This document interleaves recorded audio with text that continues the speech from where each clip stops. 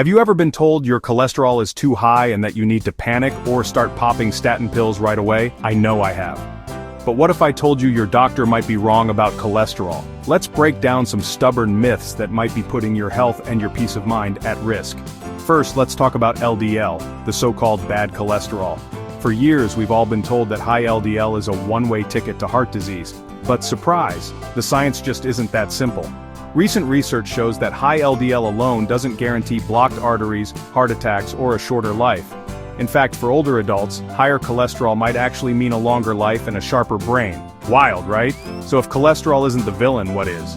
Imagine cholesterol like firefighters at the scene of a fire. Just because they're there, doesn't mean they started it. The real troublemakers are things like chronic inflammation, insulin resistance, and oxidative stress. These are the sparks that start the fire in your arteries, not cholesterol itself. So what should you actually keep an eye on? Instead of obsessing over your total cholesterol, focus on the big picture. Markers like blood glucose, insulin, HbA1c, triglycerides, HDL, and especially your cholesterol to HDL ratio tell a much richer story.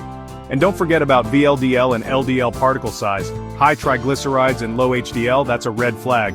But if your VLDL is between 15 and 20, you're probably doing all right. Now here's where it gets interesting. LDL particle size matters.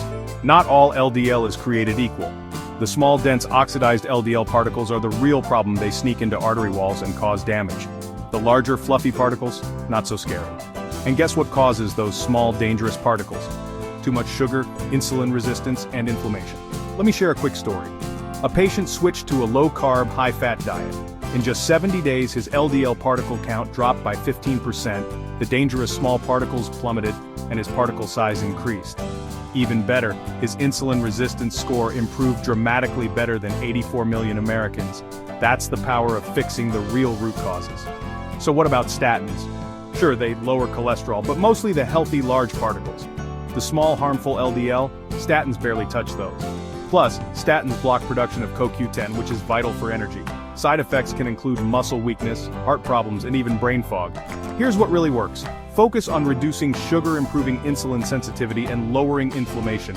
Don't fear your cholesterol numbers in isolation. Look at the whole picture.